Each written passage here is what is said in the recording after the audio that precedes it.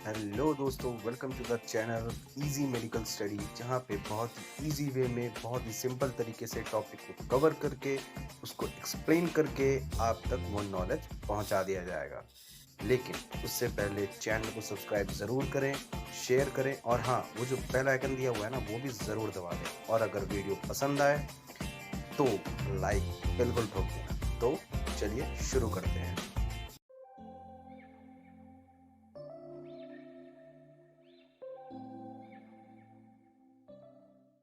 तो ये है फीमेल रिप्रोडक्टिव पार्ट। ठीक है, अब इसमें एक पार्ट है जिसका नाम है ओवरी। अब इस ओवरी में होते हैं ढेर सारे लाखों फॉलिकल। ठीक है, उस हर एक फॉलिकल में एक एग होता है।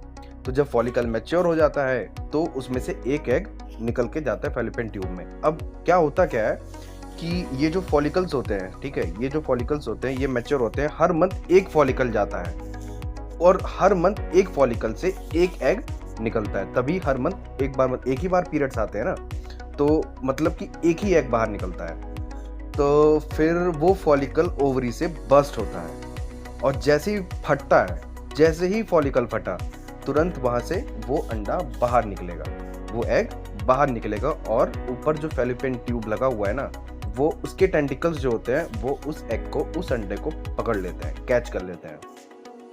तो फिर अब ये फैलोपियन ट्यूब में एंटर कर गया। अब ये वेट करता है स्पर्म का। ठीक है, अगर इंटरकोर्स हुआ हो तो ये वेट करता है स्पर्म का। अगर स्पर्म आया तो ठीक है, एम्ब्रियो बनेगा। अगर नहीं आया तो फिर बेचारे की तो लाइफ ही खत्म। अब इसकी लाइफ साइकिल होती है बेचारे की सिर्फ 24 to 48 आवर।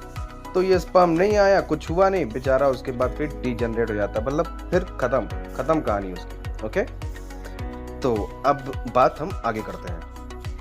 तो वो जो फॉलिकल था ना, जहाँ से एग रिलीज हुआ था, अब क्या होता है, वो फॉलिकल हो गया खाली। ठीक है, क्योंकि एग तो वहां से जा चुका है। अब वो बन जाता है कि येलो बॉडी। ठीक है, उसको हम बोलते हैं कॉर्पस लूटियम। ठीक है, अब वो रिलीज करता है प्रोजेस्टेरॉन। और प्रोजेस्टेरॉन क्या करता है, वो यूट्रस की लाइनिंग को, एंडोमेट्रियम को, वो एक सीक्रेटरी बनाता है, एक एकदम जूसी सा बना देता है, एकदम पका हुआ कर देता है। ठीक है, तो वो किस लिए करता है, वो उसको कॉर्पस लूटियम को तो ये लगता है ना कि अगर चलो मान लो अब इस बार अगर इंटरकोर्स हुआ, एम्ब्रियो आया, तो उसके लिए तो एकदम सारी फैसिलिटीज अवेलेबल होनी चाहिए कि नहीं होनी चाहिए। तो इसी उम्मीद में वो हर मंथ हमेशा ये कॉर्पस लूटियम वो प्रोजेस्टेरॉन रिलीज करता है। तो वो जो है वेट करता है एम्ब्रियो का, छठे दिन वेट करेगा, 7th डे वेट करेगा, 8th डे वेट करेगा, 9th, और मतलब 10वें दिन के बाद वो फिर डीजनरेट होना स्टार्ट हो जाता है। वो उम्मीद छोड़ देता है, जो कॉर्पस लूटियम होता है वो उम्मीद छोड़ देता है कि नहीं, अब भाई इस महीने भी अब कुछ नहीं होने का। तो अब वो 10th डे से डीजनरेट होना स्टार्ट हो जाता है और at the end of 15th day वो पूरा खत्म हो जाता है। तो ये जो 6th डे 7th डे, ये कब से स्टार्ट हुआ, ओवुलेशन के 14th डे के बाद का 6th day, 7th day, 8th, 9th, 10th और 15th डे तक पूरा कॉर्पस लूटियम डिस्ट्रॉय जाता है। तो अब क्या होता है कि वहाँ पे तो पूरा सीक्रेटरी अब बना हुआ है। ठीक है, अब पूरा सब कुछ बना हुआ है, एंडोमेट्रियम लाइनिंग पूरी वहाँ अच्छे से बनी हुई है। तो अब जब कॉर्पस लूटियम ही नहीं रहा तो प्रोजेस्टेरॉन नहीं रहेगा, प्रोजेस्टेरॉन नहीं रहेगा तो वहाँ पे कोई सिक्रीशन नहीं रहेगा। तो अब क्या होता है, एंडोमेट्रियम की जो लाइनिंग होती है वो शेडिंग होने लगती है। मतलब कि एंडोमेट्रियम जो होता है वो अब झड़ना स्टार्ट हो गया है, अब उसका झड़ने की बारी है। सो अब एंडोमेट्रियम की शेडिंग स्टार्ट हो चुकी है। ठीक है, और अब वो इकट्ठा हो रहा है कहाँ, यूट्रस के अंदर। अब उसको एक्सक्रीट होना है ना, अब वो उसको बाहर जाना है ना, तो वो कैसे जाएगा, सर्विक्स तो बंद रहता है। अब जब तक कि प्रेशर नहीं पड़ेगा, जब तक कि सर्विक्स ओपन नहीं होगा, तब तक तो ये बाहर नहीं जाएगा। तो इसको बाहर निकालने में इसको हेल्प करता है जो यूट्रस का जो मसल्स होते हैं वो हेल्प करते हैं, उनकी कॉन्ट्रैक्शन स्टार्ट हो जाती है, मतलब मरोड़े पड़ने लगते हैं। और इन्हीं मरोड़ों की वजह से, इन्हीं कॉन्ट्रैक्शन की वजह से होता है पेन। ठीक है, इसी कॉन्ट्रैक्शन की वजह से होता है पेन और इस पेन को हम बोलते हैं डिस्मेनोरिया। ओके, क्या बोलते हैं, डिस्मेनोरिया। सो अब वापस चलते हैं पीछे।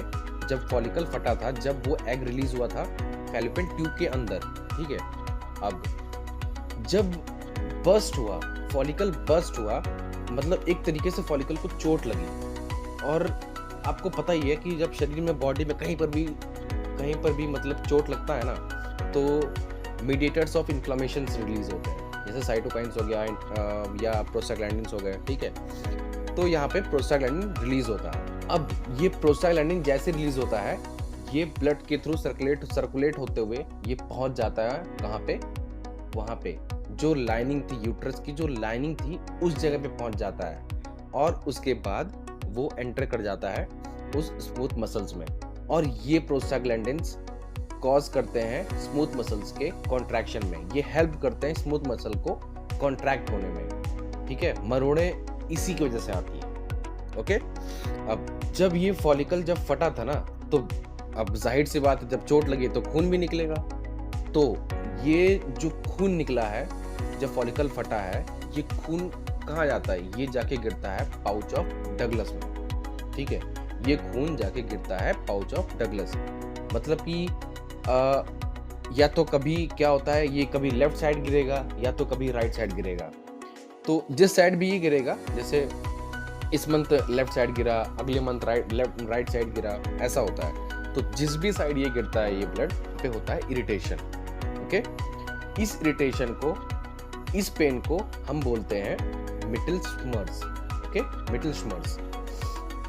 ये मतलब क्या होता है ना कि कई वुमेन्स को इसके बारे में फील होता है, कईयों को जिनको अपनी फिजियोलॉजी के बारे में अच्छे से पता होगा, उनको अच्छे से पता चलता है, और कईयों को ये चीज़ फील नहीं होता है। और ये कब होता है, at the day of ovulation, मतलब कि 14th डे, 14वें दिन ये पेन, ये इरिटेशन फील होता है। इस पेन का क्या नाम है, मिटलशमर्स, ठीक है। ये कहाँ पे जाके गिरता है, ब्लड, ये ब्लड जाके गिरता है पाउच ऑफ डगलस में जब फॉलिकल फटता है। समझ गए बाप कि अब पूरे साइकिल में, ठीक है, इस पूरे साइकिल में, इस पूरे मेंस्ट्रुअल साइकिल में पेन कब होता है, एक तो 14th day at the day of ovulation, और एक जब पीरियड्स आते हैं। समझ गए। सो अच्छे पीरियड्स आने के लिए क्या चाहिए, प्रोस्टाग्लैंडिन। प्रोस्टाग्लैंडिन कहाँ से आएगा, जब फॉलिकल रप्चर होगा, चोट लगेगी, हमारी बॉडी की मिलिट्री अच्छे से वर्क करेंगी तो प्रोस्टाग्लैंडिन आएगा, और फिर पहले दिन प्रोस्टाग्लैंडिन पहुंचा, दूसरे दिन पीरियड्स आए, और तीसरे दिन एकदम सब कुछ नॉर्मल। सो मस्त अपन एक बार फिर से दोनों पेन को रिपीट कर लेते हैं ना।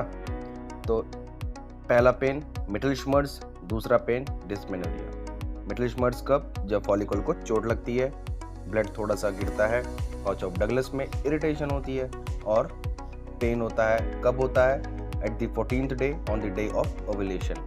क्या नाम है, मिटलशमर्स।